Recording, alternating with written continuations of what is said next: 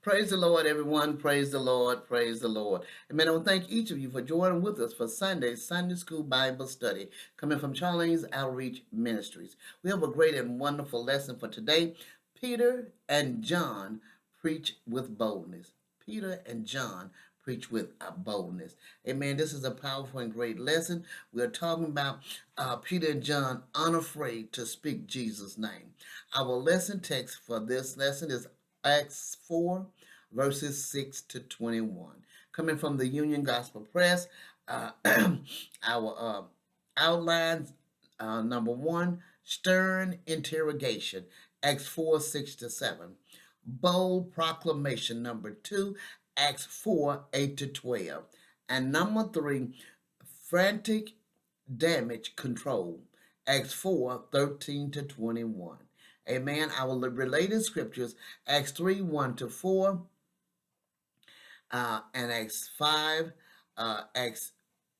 23 to 29, Luke 12, 8 to 12, 1 Corinthians 1, 26 to 31, and 1 Corinthians 9, 16 to 18. Amen. Our time is between 30 BC and the place is Jerusalem. Our golden text, neither is there salvation in any other, for there is none other name under heaven given among men whereby we must be saved. Acts 4 and 12. Amen, amen. Such a powerful statement. Amen. Our questions for this lesson, number 1, what question did they ask Peter and John? Number 2, what caused Peter to speak so boldly? Number 3, how did Peter answer their questions? Number 4, who did Peter say crucified Jesus? Number 5, what is the difference in Peter now and the Peter who denied Jesus? Number 6, what is Jesus called in verse 11? And number 7, who is salvation in? Amen. A great and powerful lesson we have. We're going to get ready to move into our lesson. But first, I want to ask if anything is said touches your heart, soul, or spirit. If you have any questions or comments, please feel free to jot them at the bottom of the screen below, and I will get to them as soon as possible.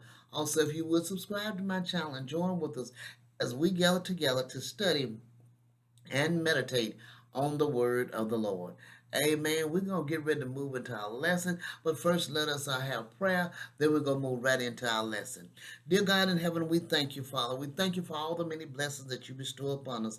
We thank you for making a way out of no way. We thank you for leading and guiding us in your true path of righteousness, Father.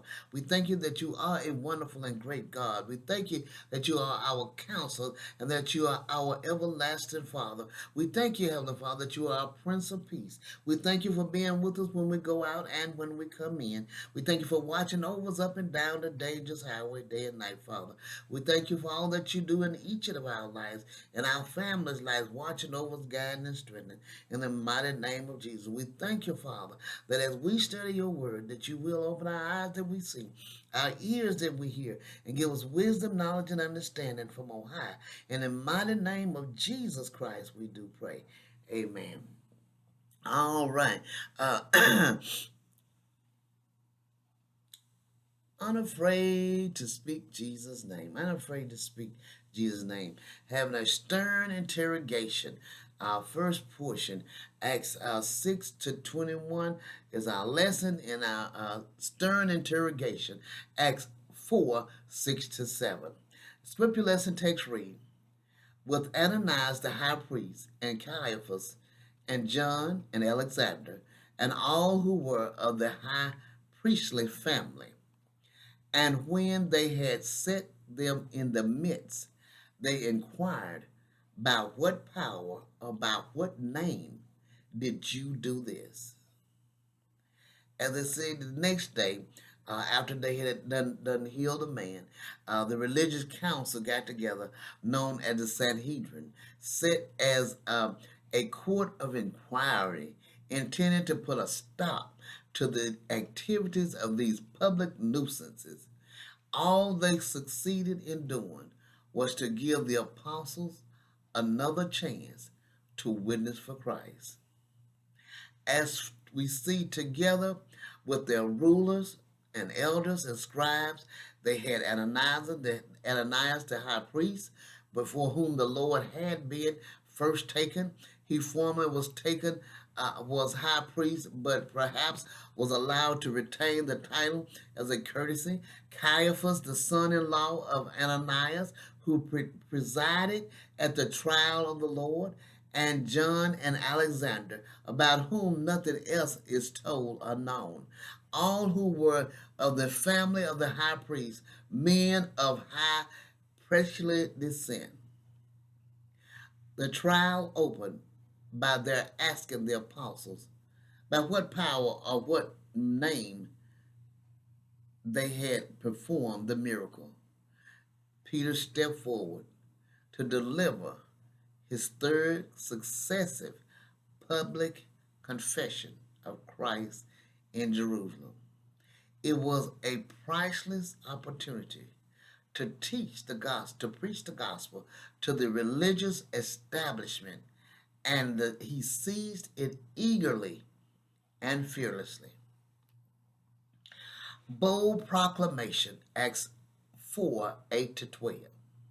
Scripture lesson text read, Then Peter, filled with the Holy Spirit, said to them, Rulers of the people and elders, if we are being examined today concerning a good deed done to a crippled man, by what means this man has been healed, let it be known to all of you and to all the people of Israel that by the name of Jesus Christ of Nazareth, whom you crucified, whom God raised from the dead, by him this man is standing before you well.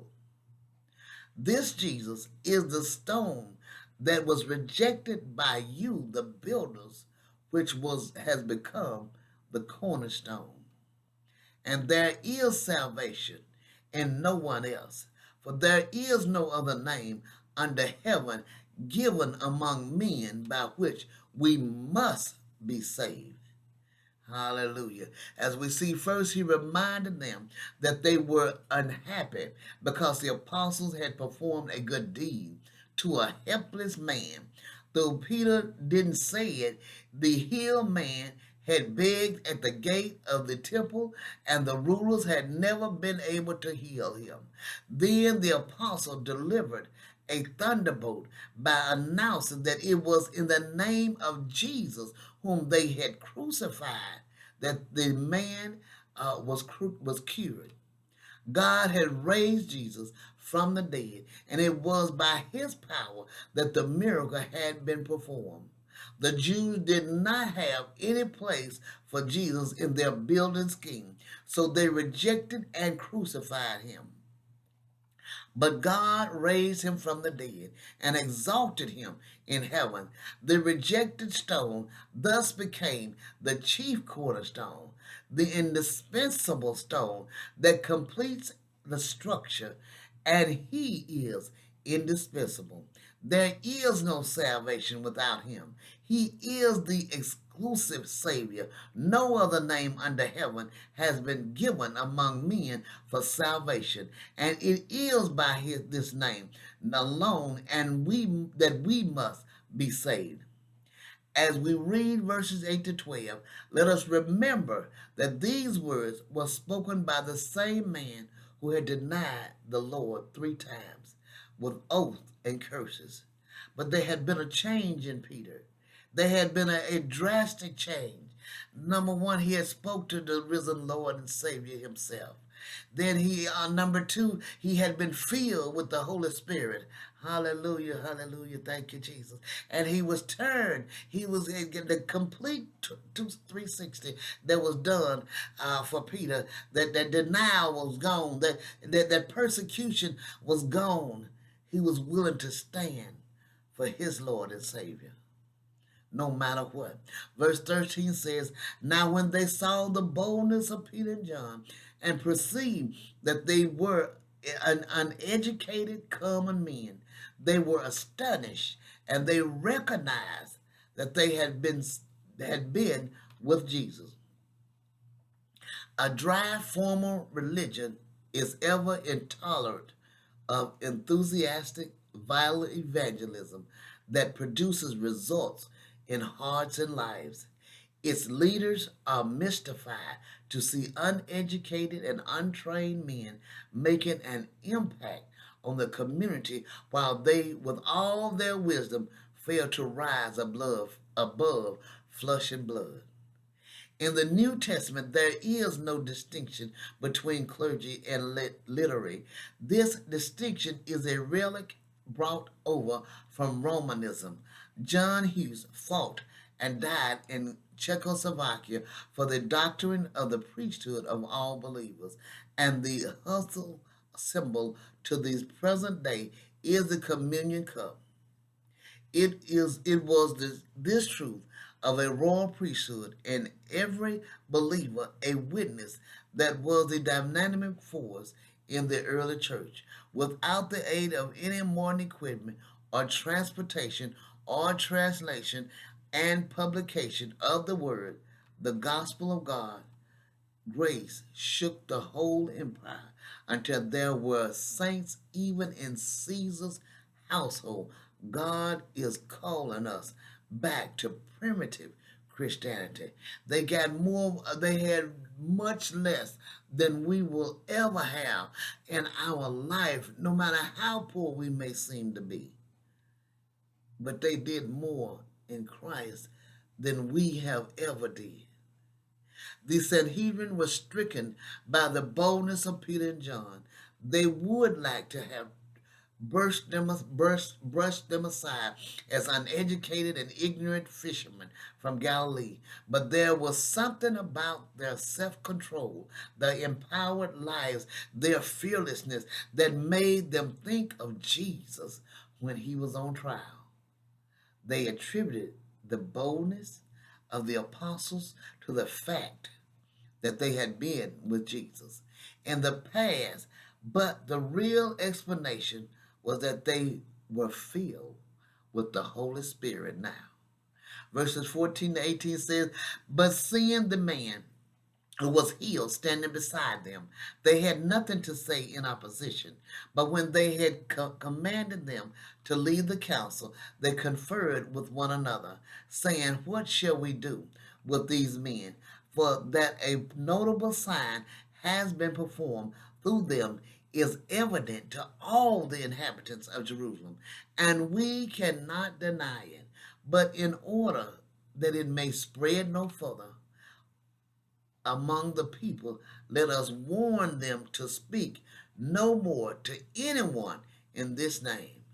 So they called them and charged them not to speak or teach at all in the name of Jesus. But as we know, that ain't possible. As we see, it was embarrassing to have the healed cripple there in the courtroom. There was no denying that a miracle had taken place. He was right there in front of them. Men may more than match you in finesse of argument, intellectual argument. You may suffer an easy defeat, but the argument of a redeemed life is unaccessible. Seeing the man that was healed standing with them, they could say nothing against it. In order to discuss their strategy, they sent Peter and John outside the room temporarily.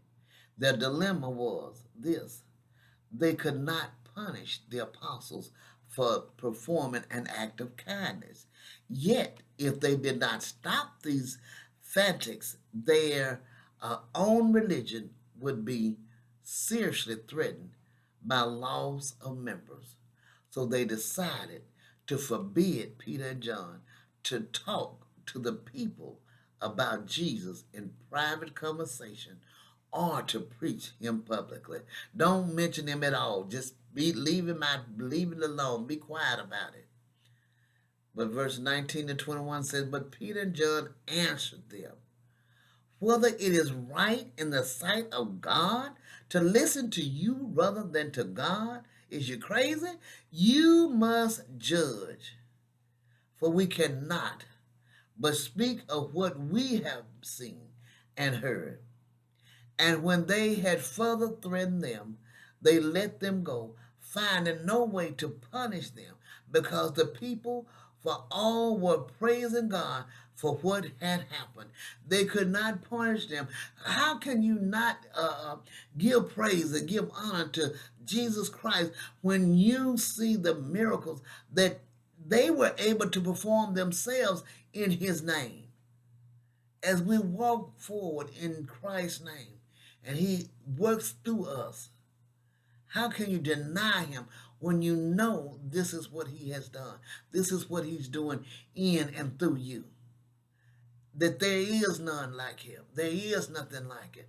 Amen. As we see, Peter and John could not agree to such a restriction. We just can't do it. Their first loyalty and responsibility was to God, not to man. If they were honest, the rulers would have to admit this. The apostles had witnessed the resurrection and ascension of Christ. They had sat under his teaching day after day. They were responsible to bear witness to their Lord and Savior, Jesus Christ. How can you not? How can you not? The weakness of the ruler's position is seen in the fact that they could not punish the apostles. All the people knew that a gracious miracle had taken place. The healed man, over 40 years old, was well known because he had paid plight, because his sad plight had been displayed publicly for a long time.